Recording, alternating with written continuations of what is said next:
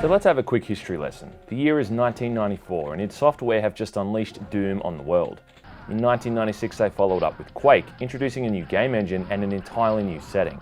The tone is set for the next decade and gamers experience first-person shooting in a fully 3D engine for one of the first times. You'd be forgiven for writing off the Doom engine entirely with a powerhouse like Quake on the scene, but it's at this time that a fantastic game like Strife is released.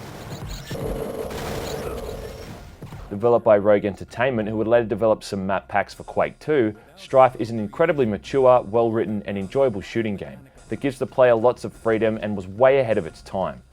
It's one of the most interesting shooting games of the late 90s, but has it stood the test of time? Well, I'm so glad you asked. Let's just find out, shall we? You can, if you're dead. So the game is set in a world where a faction known as the Order pretty much runs the show, turning normal people into cybernetic soldiers that do their bidding without question. You play the role of a mercenary fighting back against the Order, aided by a woman named Blackbird and working with the rebel leader named Maisel. You must accomplish several missions to prepare the way for more attacks on the Order. Now, if I had to compare Strife to any other game from the same period, I'd say its closest cousin is Hexen. The player's main goal is to acquire 5 pieces of a powerful weapon named the Sigil, much like collecting the 4 pieces of the ultimate weapons in Hexen. The Sigil is used to defeat 5 evil creatures called Spectres that control and manipulate the general population through working with the Order. These take the form of boss fights within the game. Also, like Hexen, the levels in Strife are more than just about moving through a linear level and collecting a key or finding an exit button. You're always completing multiple objectives and the game world slowly opens up as you explore new areas and progress through the storyline. You can move back and forth between these areas at will, separated only by a loading screen, and you can also freely interact with people within each area, most of which are voice acted. If you complete side missions, you also earn gold to spend on ammo or health, and you've got an inventory to store items as well. Often you're also able to upgrade your stamina and accuracy, improving your base abilities.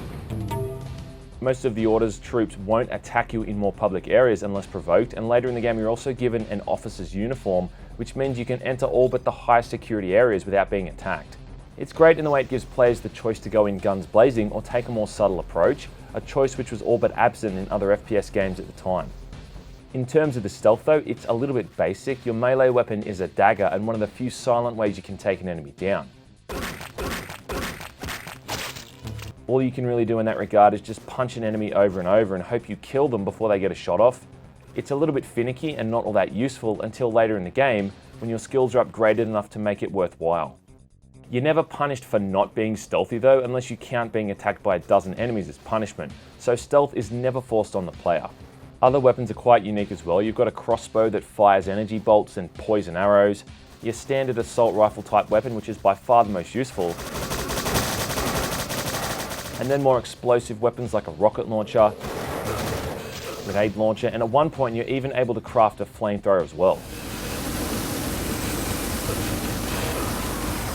The Sigil is one of the most enjoyable weapons to use. It doesn't use an ammo supply, but instead drains your health with each shot. But when you do use this bad boy, it decimates everything in its path. It just instantly gives most standard enemies with a single hit.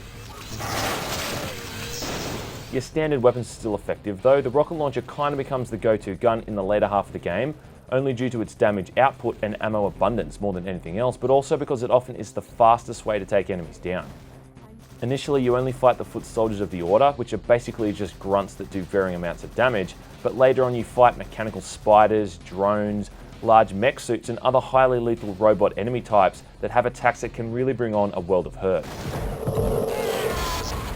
Visually, the game is very colourful and appealing. These are some of the most detailed sprites to ever grace the Doom engine, and the layout and design for each level is very complex, but not quite as confusing as Hexen's level design, for instance. In Hexen, it was all about flipping a switch in one area, then going to another area and trying to figure out what that switch actually did.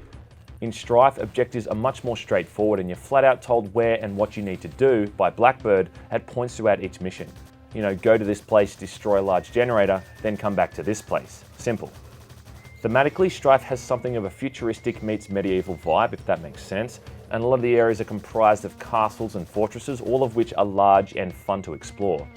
There's the obligatory sewer level that most 90s shooting games are quite fond of including, and there's a couple of maze-like levels where you have to go around flipping switches to open up new areas, which can be a bit confusing. But overall, navigation isn't too difficult, and I rarely ever found myself unsure of where to go next. That doesn't mean it's a cakewalk. In fact, Strife is a very difficult game at times. The amount of damage you take from enemies can be very brutal, and instant deaths are quite common, especially from the tougher enemy types. The inventory system stores medkits, which can be instantly used when your health is low, but the amount of health they restore, especially later in the game, is very minimal, and they may as well not even be there sometimes. Some of the more tougher enemy types have unavoidable hit scan attacks, and you have to play much more carefully in opened up areas, or else you can get your ass handed to you in seconds. It's a far cry from Doom, where you could storm into a room on the highest difficulty setting and still come out the other side relatively unscathed. It just means you need to play smart. Too bad we never met. Now, I always saw Strife as Deus Ex before Deus Ex even existed, and they're two very similar games in a lot of ways. They both tackle the moral issue of a man turning into a machine, they focus around secret societies that want to control the world, and they both have multiple endings depending on which factions you side with throughout the story.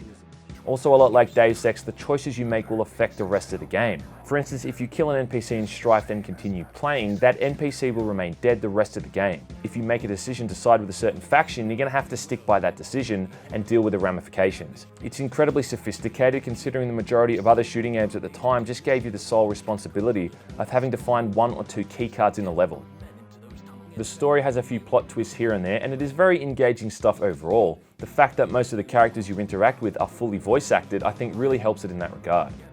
Even in a lot of other ways though, you can see how Strife influenced countless other shooting games to come. I mean, the Order soldiers are very similar to the Combine in Half-Life 2, even down to their radio chatter and the way they communicate. And I think Kingpin would have taken influence from Strife as well, how it shares a mechanic of NPCs only becoming hostile to you if you attack them first. Strife isn't the longest game ever made too. I mean, I think you could clock in at around 7 or 8 hours for a first playthrough, unless you really take your time and explore everything there is to see. But it's definitely a game worth replaying, as it's more enjoyable the second or even third time through, when you're much more familiar with the mission objectives and can just focus more on having fun and enjoying yourself. For a while, the best way to play Strife was through one of the Doom source ports available online, but now it's been re-released on Steam under the title of Strife the Veteran Edition. This version, amongst other things, allows you to run the game in widescreen resolution, with all manner of other visual effects as well. This is by far the best version of the game out there at the moment, and they've even added in a glowing objective marker on the auto map, so now you've really got no excuse for getting lost. If you haven't played Strife yet and you're a little bit cautious about getting into an older game, then the Veteran Edition will pretty much hold your hand the entire time, and make sure it runs flawlessly on modern operating systems. Fight for the front and freedom! I think if Strife had seen the light of day a little bit earlier than it did all the way back in 1996, it probably would have had more of an impact. I think the fact it got released so close to Quake was really its only shortcoming, but despite this, it is still one of the most enjoyable and innovative shooting games to come from the 90s, and it was one of the first FPS games alongside System Shock to truly drop the player in a large game world and just kind of let them forge their own path. There are very few legitimate things to complain about with this game, and that's saying a lot considering it's almost 20 years old. And now, considering the awesomeness of a source port like the Veteran Edition, there's no reason to not play it.